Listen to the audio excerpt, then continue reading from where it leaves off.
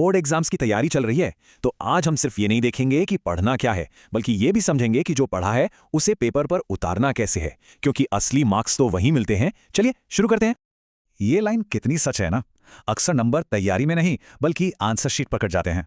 मतलब तैयारी तो जबरदस्त होती है, लेकिन जो आता है उसे ठीक से लिख नहीं पाते। तो आज हम इसी प्रॉब्लम को सॉल्व करने वाले हैं। तो असल में एग्जाम की चुनौती क्या है? ये सिर्फ इस बात पर नहीं है कि कोई कितना जानता है, बल्कि इस पर है कि वो उसे दिखाता कैसे है। मतलब असली जीत इन 3 चीजों के कॉम्बिनेशन से मिलती है: स्मार्ट स्टडी, बेहतरीन प्रेजेंटेशन और एक शांत दिमाग। ये सिर्फ नॉलेज का टेस्ट नहीं, बल्कि प्रेशर में परफॉर्म करने की कला का भी टेस्ट है। तो चलिए सबसे पहले पिलर की बात करते हैं, स्मार्ट तरीके से पढ़ना, ना कि सिर्फ घंटों तक पढ़ते रहना। कुछ साइंटिफिक टेक्निक्स देखते हैं जो रट्टा मारने से कहीं ज्यादा असरदार हैं और जिनसे पढ़ा हुआ लंबे समय तक याद भी रहता है। जैसे कि ये फाइनमैन टेक्निक, ये रट्टा मारने से बिल्कुल अलग है। सोचिए, किसी मुश्किल कॉन्सेप्ट को किसी ऐसे इंसान को समझाना है जिससे कुछ नहीं पता, एकदम आसान शब्दों में। ऐसा करने पर ना दिमाग को उस टॉपिक को बहुत गहराई से समझना पड़ता है। और मजे की बात यह है कि इससे खुद की कमियां भी तुरंत पकड़ में आ जाती हैं कि अगे यह हिस्सा तो मुझे भी ठीक से नहीं पता। यहां एक बहुत इंटरेस्टिंग कंपैरिजन है। एक तरफ है रट्टा मारना, मतलब घंटों तक एक ही सब्जेक्ट पढ़ते रहना, लगता तो है कि बहुत पढ़ाई हो रही है। दूसरी तरफ है इंटरलीविंग, यानी सब्जेक्ट्स को बदल बदल कर पढ़ना। यह तरीका दिमाग को ज्यादा एक्टिव रखता है, ज्यादा मजबूत बनाता है, और यकीन मानिए बोर्ड एग्जाम्स के लिए यह एक कहीं ज्यादा पावरफुल स्ट्रैटेजी है। एग्जाम से पहले का आखिरी महीना, उसके लिए ये एक सॉलिड प्लान है। सिंपल, पहले 15 दिन पूरा सिलेबस खत्म करने पर फोकस, और अगले 15 दिन सिर्फ और सिर्फ रिवीजन और प्रैक्टिस। बस ये स्ट्रैटेजी ना एग्जाम वाले दिन की घबराहट को कम करती है और कॉन्फिडेंस को आसमान पर पहुंचा देती है।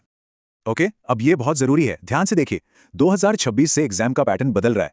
50% सवाल होंगे जो आपकी रटने की शक्ति नहीं, बल्कि आपकी समझ और उसे अप्लाई करने की क्षमता को टेस्ट करेंगे। मतलब आधा पेपर कॉम्पिटेंसी बेस्ड होगा, तो जाहिर है तैयारी का तरीका भी बदलना ही पड़ेगा।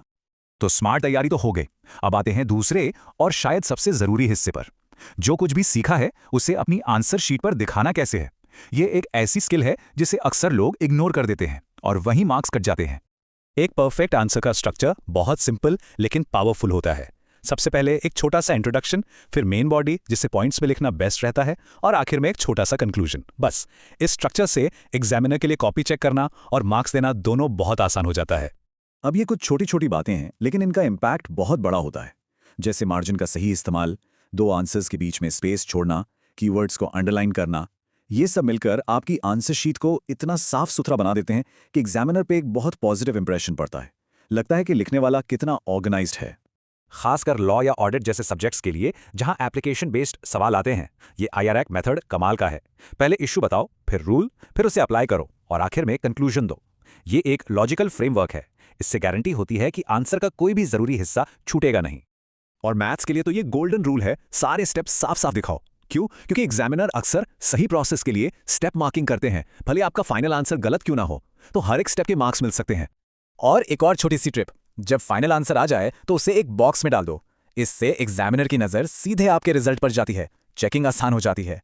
डायग्राम्स और फ्लोचार्ट सिर्फ सजावट के लिए नहीं है। एक तो जब हम कुछ ड्रॉ करते हैं तो वो टॉपिक ज्यादा अच्छे से याद होता है, और दूसरा ये मुश्किल चीजों को टेक्स्ट से कहीं ज्यादा आसानी से समझा देते हैं। और हाँ, कलाकारी नहीं, क्लैरिटी जरूरी है।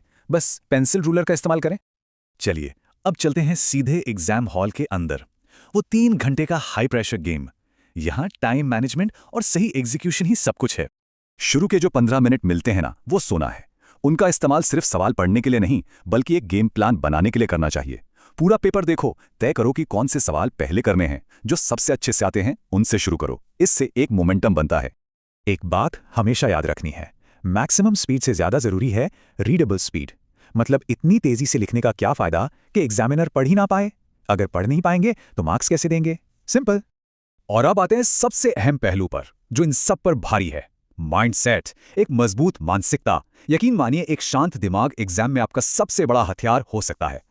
ये एक बहुत सिंपल सा प्रोडक्टिविटी हैक है, द गोल्डन आवर।